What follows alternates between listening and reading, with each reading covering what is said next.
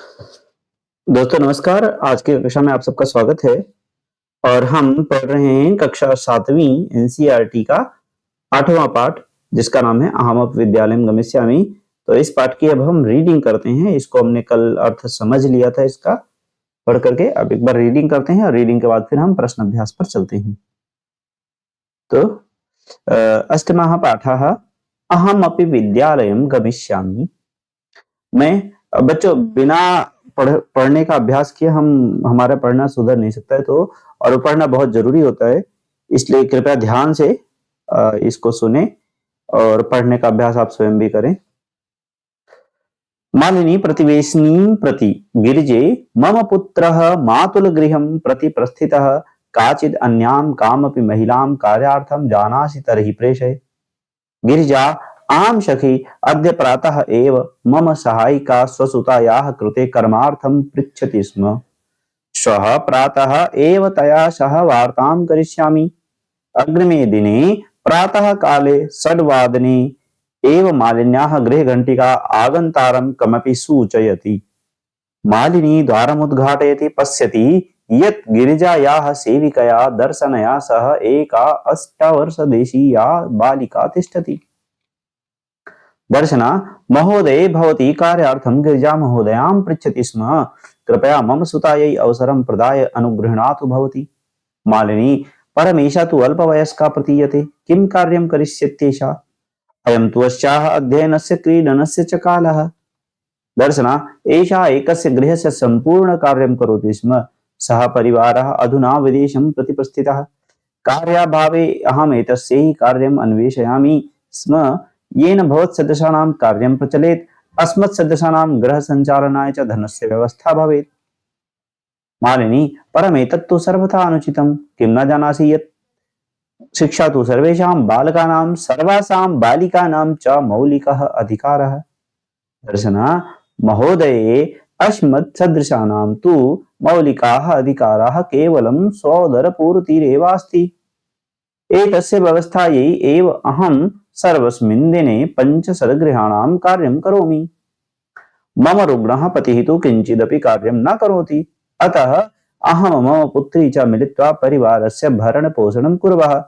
अस्मिन् महार्गता काले मूलभूतावश्यकतानां कृते एव धनं पर्याप्तं न भवति, तर्हि कथं विद्यालयशुल्कं, गणवेशं, पुस्तकान्यादीनि क्रेतुं धनमानेष्यामि।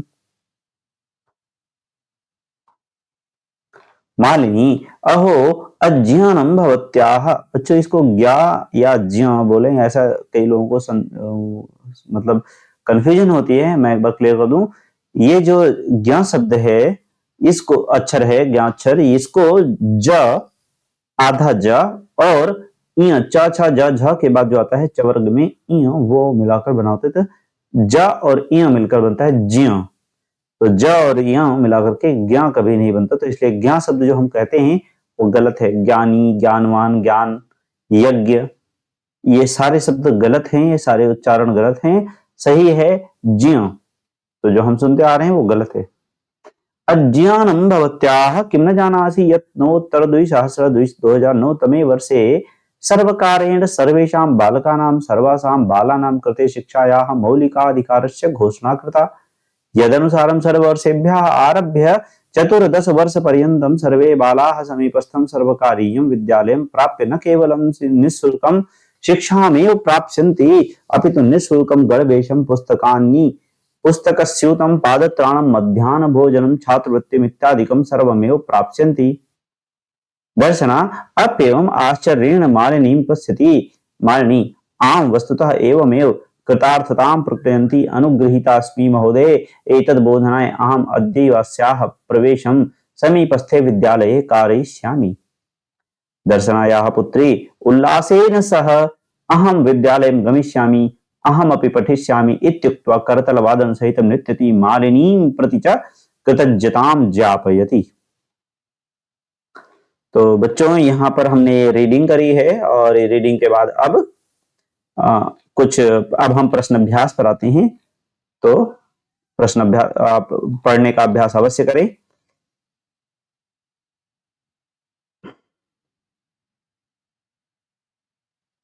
तो बच्चों पहला प्रश्न हमारा है, इन कुछ शब्द दिए हुए हैं, इन शब्दों का उच्चारण करना है।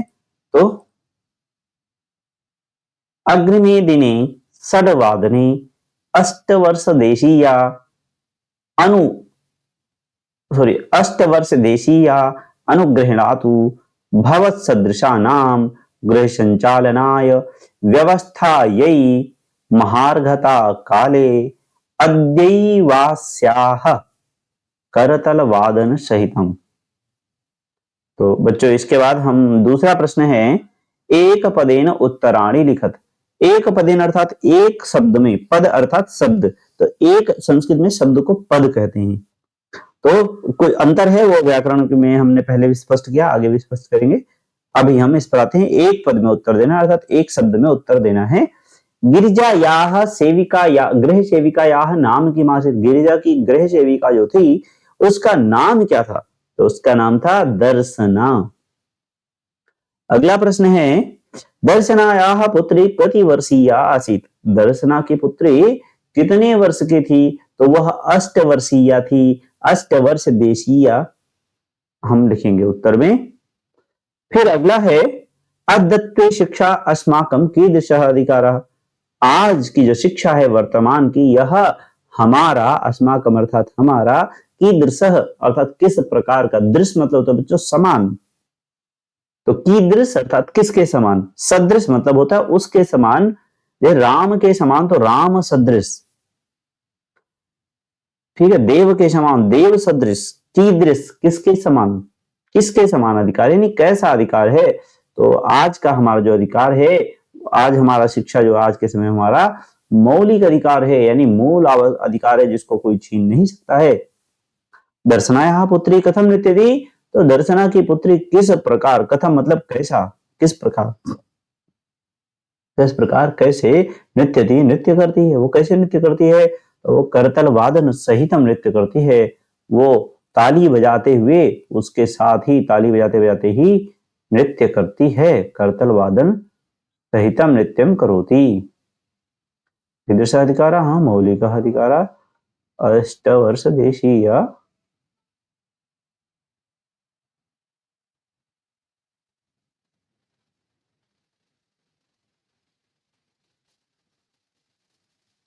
तो अब इसके बाद है पूर्ण वाक्य में उत्तर। इसको मैं भी ब्लैक बोर्ड पे लिखूंगा। फिलहाल हम अगला प्रश्न पे चलते हैं, चौथे प्रश्न पर। तीसरा प्रश्न हम अभी करेंगे। रेखांकित पदम आधृत्य, पद मतलब फिर शब्द हो गया, यानी रेखांकित, और बच्चों रेखा से अंकित किया गया है, यानी इस पर रेखा अंकित की गई है, यानी कि अंडरलाइंड वर्ड। तो रेखांकित पदम आधृत्य, आधृत्य मतलब उसको आधार बना के, बेस बनाकर प्रश्न निर्माण करिए। प्रश्न निर्माण यानी क्वेश्चन फॉर्मेशन करिए। तो हमें प्रश्न निर्माण करना है। जो अंडरलाइन शब्द हैं यानी रेखांकित शब्द हैं, इनके स्थान पर हमें प्रश्नवाचक शब्द लगा करके और इन वाक्यों को प्रश्नवाचक वाक्य में बदलना है। तो मालिनी द्वारम उद्घाटयति, अब इसमें हमें क्या देखना है, जिस लिंग वचन विभक्ति का शब्द आया हुआ है यहाँ पर प्रश्न में अंडरलाइन रेखांकित किया गया है, उसी लिंग वचन विभक्ति का शब्द हम किम शब्द बच्चों ऐसा है जिसके तीनों लिंगों में रूप चलते हैं, पुल्लिंग में भी, स्त्रीलिंग में भी, नपुंसक लिंग में भी।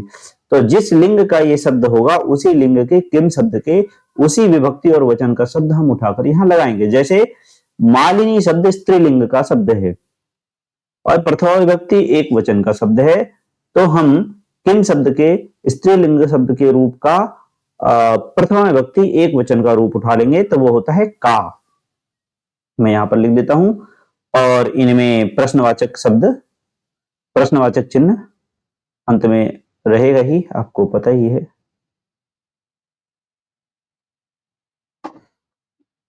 का, का,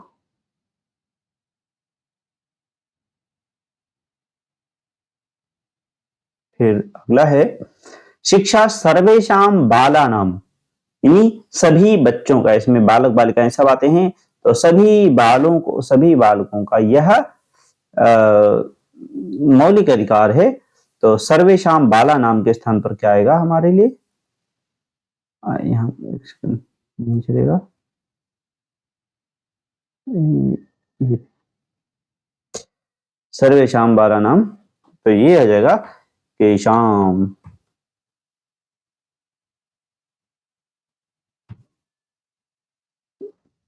केशाम।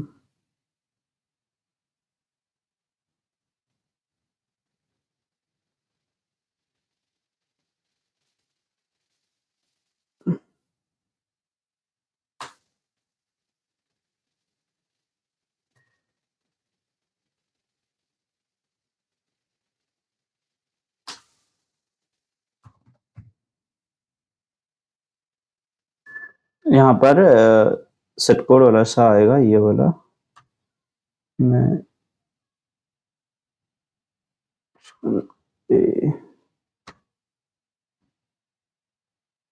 ये केशाम आएगा।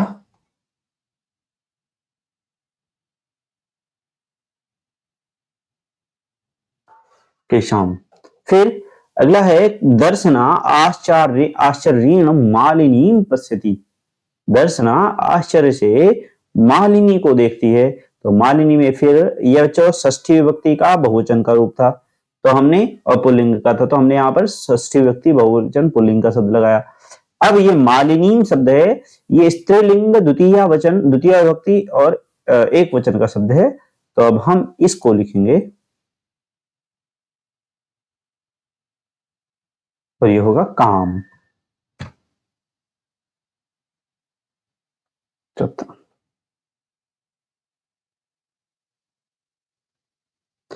फिर अगला प्रश्न है, दर्शना तस्याः पुत्री च मृत्वा परिवारस्य भरण पोषणं कुरुतः।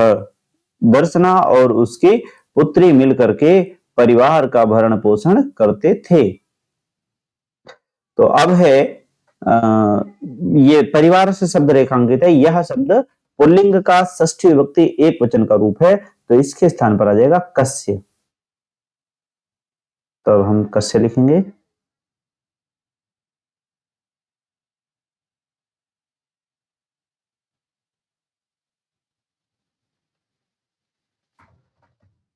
कस्य, ये हमारा उत्तर हो गया। अब इसका अगला प्रश्न है, संधि विच्छेदम पूरयत। संधि विच्छेद अलग करना है, ये संधि हो रखी है बच्चों, यहाँ पर आपको ग्रामम प्रति अलग अलग लिखा दिख रहा है, लेकिन इसमें प्रकृति भाव संधि है, यानी इसी प्रकार से रह जाती है। तो ये वास्तव में संधि हो रखी है। तो अब हमें इनको संधि विच्छेद करना है, इन सभी शब्दों को। तो मैं करता हूं, ध्यान देंगे आप। ग्रामम, अब यहां पर हमारे आएगा प्रति, जैसा है वैसा ही रहेगा। अगला है कार्यार्थम।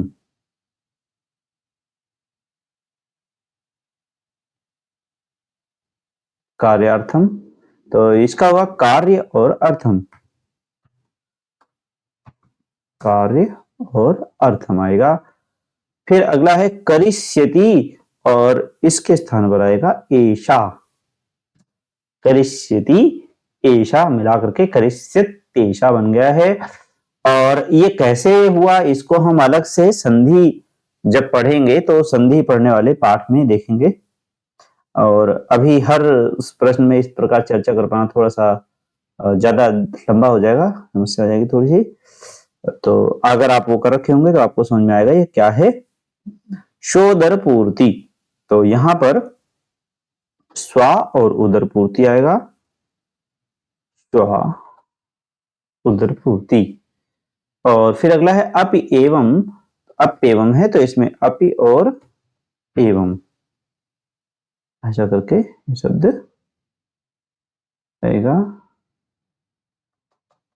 अब माँ क्योंकि अंत में है तो इसलिए हम इसमें हलंत अवश्य लगाएंगे। इनको थोड़ा सा सेट कर देते हैं। कार्यार्थम करिष्यति एषा, उदर पूर्ति, अपि एवं और योगट डिलीट। ठीक है, तो ये हमारा ये प्रश्न हो गया पूरा। अगला प्रश्न है समानार्थक पदानि मेलयेत। समानार्थिक पदों को हमें मिलाना है। बच्चों, समानार्थी होते हैं जो जिनके अर्थ एक जैसे हैं, उन्हें समानार्थी शब्द कहते हैं।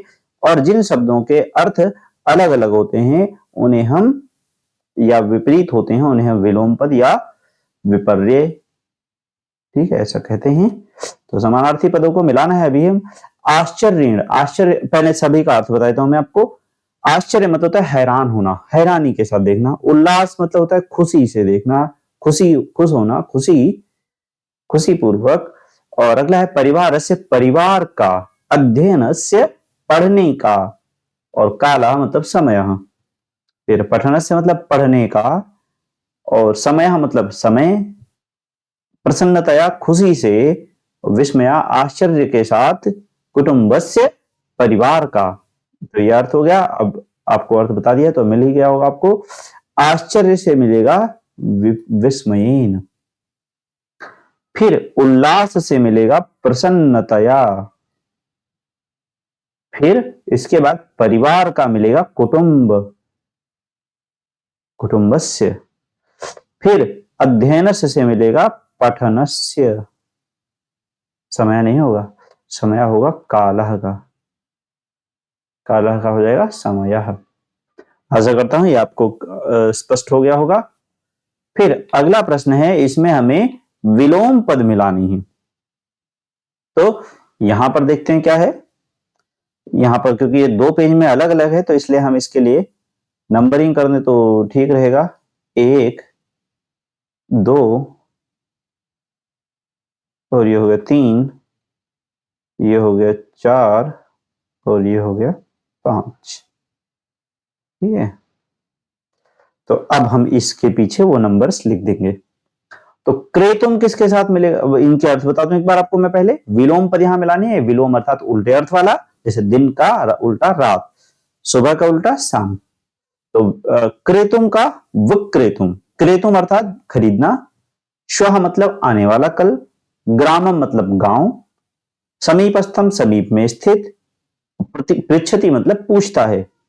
अब देखते हैं दूरस्थम दूर स्थित है, जो दूर है। कथयति जो कहता, कहना, ये कहता है। और विक्रेतुम बोलता है, सॉरी बेचता है, बेचने के लिए। सॉरी विक्रेतुम मतलब बेचने के लिए। है मतलब बीता हुआ कल। और नगरम मतलब शहर। तो क्रेतुम का विक्रेतुम हो जाएगा।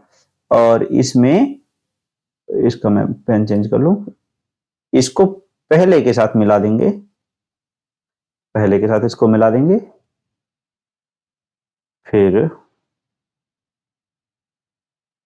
और उसके बाद है श्वः। श्वः मतलब आने वाला कल, तो इसका उल्टा हो जाएगा ह्यः, यानी कि बीता हुआ कल। और इसको दूसरे दूसरे के साथ मिला देंगे। फिर नगरम। नगरम होगा ग्रामम से, यानी कि इसको तीसरे के साथ मिला देंगे हम। फिर समीपस्थम होगा दूरस्थम, यानी कि इसको हम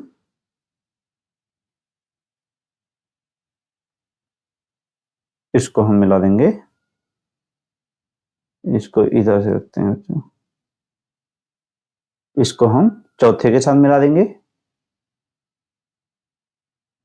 और पांचवा पृच्छति को कथयति से मिला देंगे। ये हो जाएगा पांचवा। ये इसको मिलाना संभव नहीं है तो इसलिए इसको हम ऐसे रख देते हैं। कथयति का पृच्छति होगा। कथयति मतलब पृच्छति अर्थात पूछता है, और कथयति मतलब कहता है। तो ये प्रश्न के बाद फिर अगला है विशेषण पदैहि सह विशेष्य पदानि मेलयत। तो अब इनका अर्थ पहले समझ लेते हैं। विशेषण क्या होता है, विशेष्य क्या होता है, इनको हमें मिलाना है। तो बच्चों, जो किसी जिन शब्द के द्वारा किसी की विशेषता बताई जाती है उस शब्द को हम कहते हैं विशेषण। जैसे मैंने कहा सुंदर लड़का, तो सुंदर लड़का ये क्या है, विशेषण है। सुंदर शब्द विशेषण है। और फिर मैंने कहा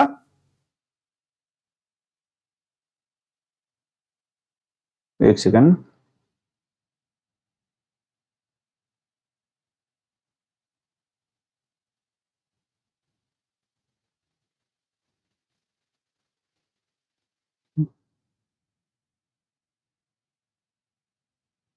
जैसे मैंने कहा सुंदर लड़का, तो सुंदर क्या है, एक विशेषण है,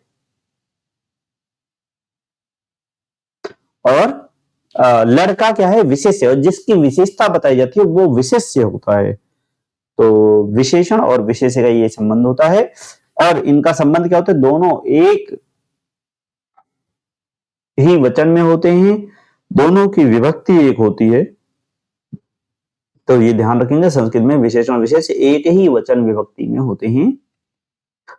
तो अब देखते हैं सर्वेश, अब मिला, आपको समझ होगा, स्पष्ट हो गया होगा, जैसे सुंदर लड़का सुंदर विशेषण है और लड़का विशेष्य है। इसी तरह और भी होते हैं, जैसे नीला आकाश, तो नीला यहाँ पर विशेषण है क्योंकि नीले से हम किसी की विशेषता बता रहे हैं, खासियत बता रहे हैं।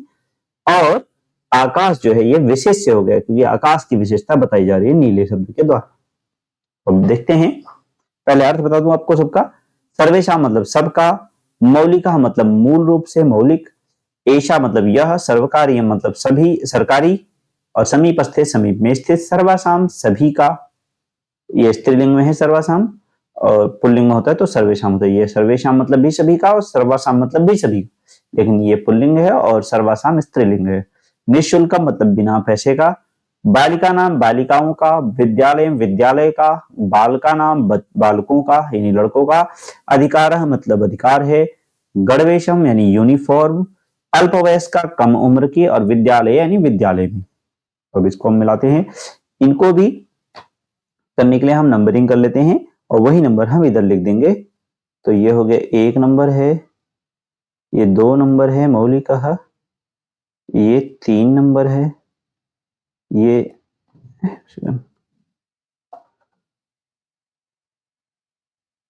4 नंबर है, ये 5 नंबर है, ये 6 नंबर है, और ये 7 नंबर है। अब इन्हीं को हम इधर लिख लेंगे। तो सर्वेशाम मतलब सभी, अब ये पुल्लिंग का है इसलिए इसको पुल्लिंग से ही मिला सकते हैं हम। तो सर्वेशाम बाल का नाम, इसको 1 नंबर से मिलाएंगे। फिर मौलिकः अधिकारा, ये 2 नंबर से मिलेगा। मौलिक शब्द अधिकार का विशेषण है। फिर ऐशा अल्पवयस्का, ये स्त्रीलिंग का शब्द है इसलिए हम स्त्रीलिंग से मिलाएंगे, ऐशा अल्पवयस्का, तो ये हो गया 3 से मिला देंगे इसे हम। फिर चौथा है सर्वकारीयम विद्यालयम। अब सर्वकारीयम नपुंसक लिंग का शब्द है तो हम नपुंसक लिंग के विद्यालयम, सॉरी द्वितीय विभक्ति का शब्द है तो हम द्वितीय विभक्ति से मिलाएंगे, सर्वकारीयम विद्यालयम। फिर है समीपस्थे विद्यालये, यहां पर सप्तमी विभक्ति से मैच किया गया, दोनों सप्तमी विभक्ति है। समीपस्थे विद्यालय ये हो जाएगा 5वां, और ये हो गया है चौथा, ठीक है। फिर इसके बाद है सर्वासाम बालिका नाम, सबसे पहले से मिलाएंगे इसे, छठे को सबसे पहले से मिला देंगे, इसमें आएगा छठा, 6 नंबर। और इसके बाद है निःशुल्कम गणवेशम, यानी ये हो जाएगा 7वें नंबर का। तो ये आप सरलता से इसको मिला सकते हैं। आशा करता हूं ये भी आप निश्चित रूप से समझ चुके होंगे, और ये पाठ समाप्त होता है। तो अब हम हमारा तीसरा प्रश्न जो था पूर्ण वाक्य में उत्तर, इसको कर लेते हैं। तो ध्यानपूर्वक सुनेंगे।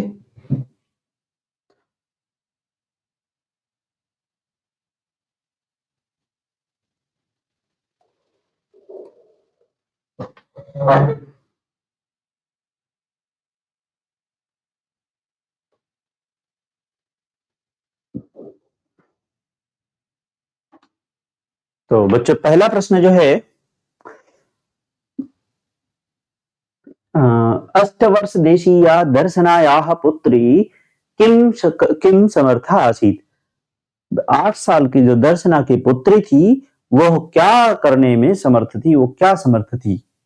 तो बच्चों पाठ में आया हुआ है कि, तो हम वही लिखते हैं, क प्रश्न का ही उत्तर लिखेंगे। आप प्रश्न पुस्तक से देख ही रहे हैं।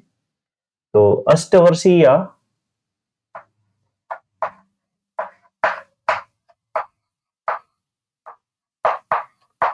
अष्टवर्षीय या अष्टवर्ष देशीय ऐसा करके पाठ में जो है शब्द आया है, तो हम वैसा भी लिख सकते हैं। प्रश्न में कैसा है, प्रश्न में वर्ष देशीय लिखा है तो हम वही लिख देते हैं,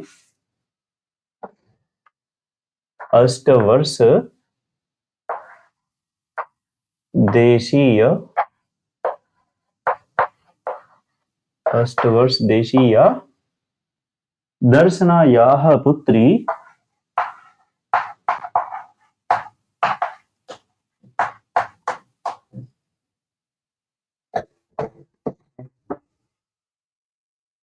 दर्शनायाः पुत्री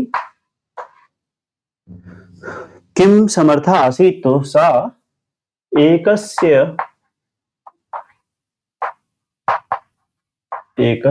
गृहस्य संपूर्ण कार्यम, वह एक घर का, बच्चों पाठ में आया हुआ है कि वह एक घर का सारा कार्य करने में समर्थ थी। तो एकस्य गृहस्य, एक घर का संपूर्णम कार्यम,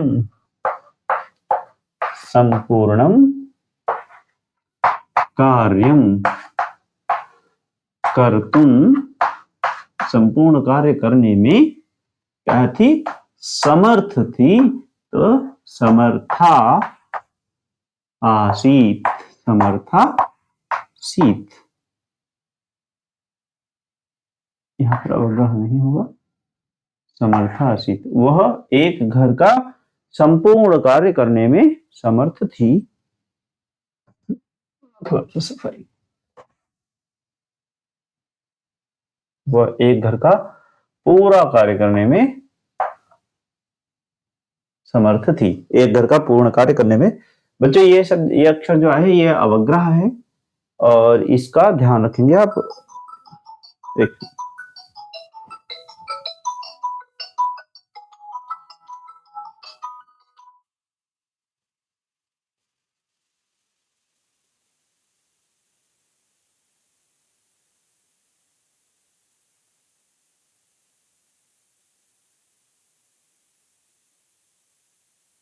वह एक घर का संपूर्ण कार्य करने में समर्थ थी। फिर इसके बाद हम अगले प्रश्न पर चलते हैं।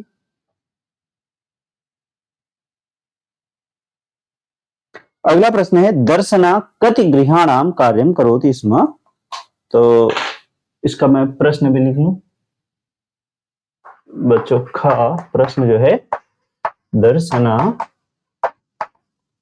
कति गृहाणाम कार्यम करोति स्म, कति गृहाणाम कार्यम करोति स्म। तो बच्चों पाठ में ही इसका उत्तर आया हुआ है, इसका ही उत्तर मैं लिख रहा हूं यहां पर। उत्तर, दर्शना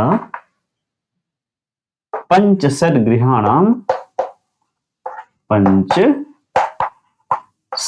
अर्थात 5 6 पंचषड गृहाणाम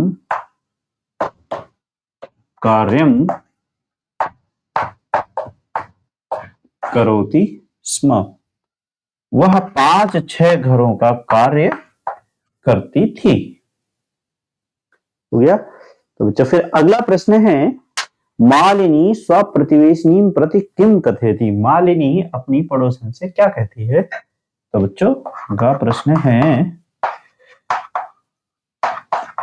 मालिनी स्व प्रतिवेशिनी प्रति किम कथयति। मालिनी, ये प्रश्नवाचक शब्द लगा दिएगा बच्चों, ठीक है। मालिनी अपनी पड़ोसन से क्या कहती है। तो बच्चों जैसे पाठ की पहली ही पंक्ति है जो, वही हम करते हैं। तो वह कहती है, हम लिखते हैं पूरा उत्तर, मालिनी स्व प्रतिवेशिनी प्रतिवेशिनीं प्रति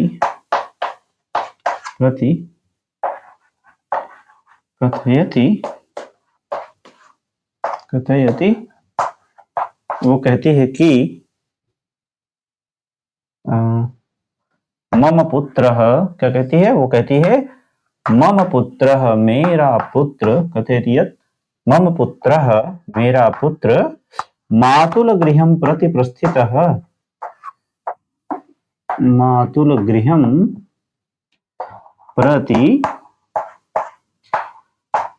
प्रस्थितः, यानी अपने मामा के घर गया हुआ है, तरही, इसलिए, तरही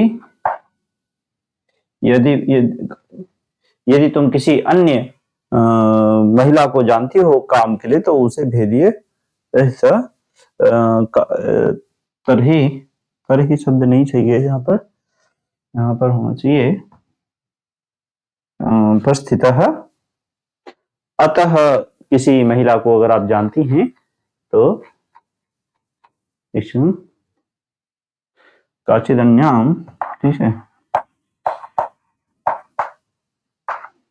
काचिद किसी अन्य,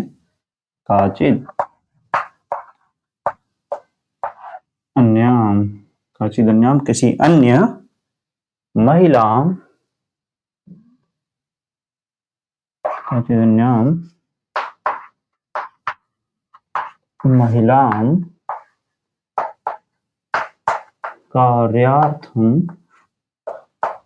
कार्यार्थम जानासि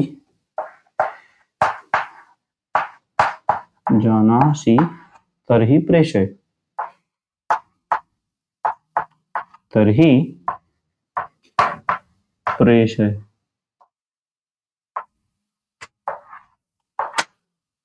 अगर इनमें कहीं कंफ्यूजन तो ये हमारे पाठ की पहली पंक्ति है, आप वहां से भी देख सकते हैं अगर लिखावट में कहीं समस्या आए तो।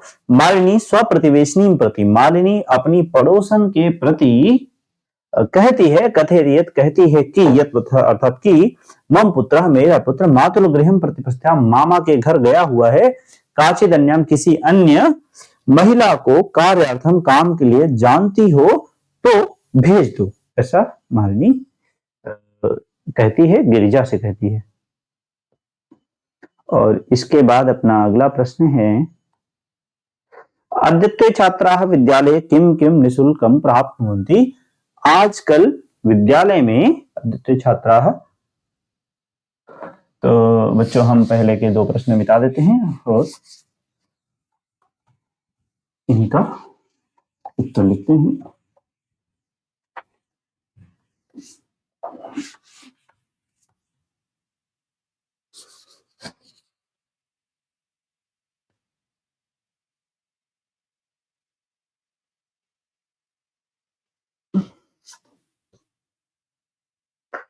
ठीक है, तो क्या है बच्चों, यहाँ पर मैं उत्तर ही लिख लेता हूं। आप प्रश्न देख सकते हैं पुस्तक से या अगली वीडियो के लिए आप सजेशन दे सकते हैं कि आपको उत्तर भी लिखूं, यहाँ पर प्रश्न भी लिखूं या केवल उत्तर लिखूं। अगर जैसे पूर्ण वाक्य वाले हैं तो वो पर्याप्त हैं, आप ऐसे बताएंगे तो वैसा हम कर लेंगे। तो फिलहाल मैं उत्तर लिख रहा हूं। अद्यत्वे छात्राः, आजकल छात्र विद्यालय में किम किम निशुल्कम प्राप्नुवन्ति, क्या क्या निशुल्क पाते हैं। तो आप देखेंगे ये पाठ के जो मालिनी का अंतिम डायलॉग से पहले का डायलॉग है 2009 में क्या क्या मिलता है, तो ऐसा करके उसमें सब कुछ आया हुआ है। तो उत्तर घ क्या है इसका, ये है पहले तो अद्यत्वे छात्राः, अद्यत्वे विद्यालये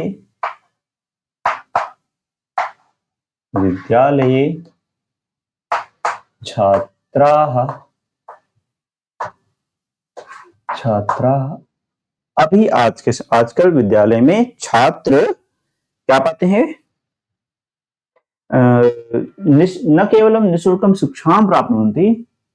अद्यत्वे छात्राः विद्यालये, अद्यत्वे विद्यालये छात्राः न केवलम न केवलम, वह केवल निःशुल्क शिक्षा ही नहीं प्राप्त करते, न केवलम यानी निःशुल्क शिक्षा तो उन्हें मिलती ही मिलती है, निःशुल्क निःशुल्कम शिक्षामेव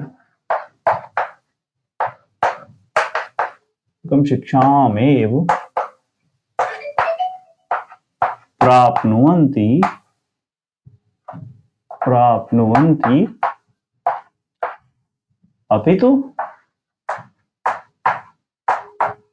अपितु इसके अलावा और भी चीजों क्या प्राप्त करते हैं, अपितु निःशुल्कम गणवेशम, अपितु निःशुल्कम गणवेशम,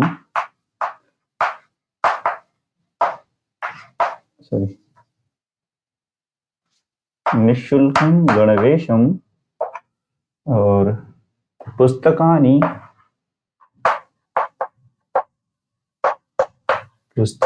पुस्तकें मिलती हैं, और क्या मिलती हैं, तो पुस्तक स्यूतम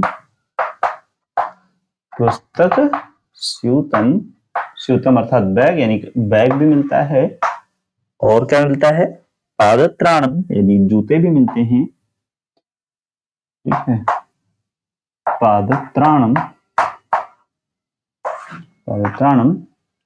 और पुस्तकानि पादत्राणम, और इसके अलावा मध्याह्न भोजनम, मध्याह्न बच्चों ह में लिख करके और ना लिख करके इससे टच करके अगर हम बना देंगे तो ये हा अपने आप आधा हो जाएगा, ठीक है। तो इस तरह से मैं लिखना प्रेफर करता हूं, समय भी बचता है और हमारा पूरा, वरना हम ऐसा भी लिख सकते हैं, ना केवल छोटा सा यही लिखें, ठीक है, या हम ऐसा भी लिख सकते हैं कि हा में हलंत लगा दें और ना इधर अलग लिखें पूरा, लेकिन मुझे ज्यादा आसान लगता है ये कर देना, इससे आधा हो गया ना पूरा हो गया। मध्याह्न भोजनम, मध्याह्न तो कहीं हा आधा लिखना तो इस तरह से आप कर सकते हैं, मध्याह्न भोजन छात्रवृत्तिम, और क्या मिलता है, छात्र वृत्तिम, ठीक है, छात्रवृत्तिम इत्यादिकम। बच्चों इसके अलावा भी कई चीजें मिलती हैं सरकारी विद्यालय में, इसके अलावा भी कई चीजें मिलती हैं, इत्यादिकम प्राप्नुवन्ति, इत्यादिकम छात्रवृत्तिम इत्यादिकम सर्वमेव प्राप्नुवन्ति, इत्यादिकम प्राप्नुवन्ति कर देता हूं, प्राप्नुवन्ति। तो प्रश्न है कि आजकल विद्यालय में छात्रों को क्या क्या मिलता है, तो अद्वितीय आजकल विद्यालय में छात्र न केवल निःशुल्क शिक्षा भी पाते हैं, बल्कि निःशुल्क गणवेश भी प्राप्त करते हैं, पुस्तकें भी, बैग भी, जूते भी, मध्याह्न भोजन भी, छात्रवृत्ति भी, और इन छात्रवृत्ति आदि चीजें भी प्राप्त करते हैं। तो ये हमारा पाठ होता है पूरा।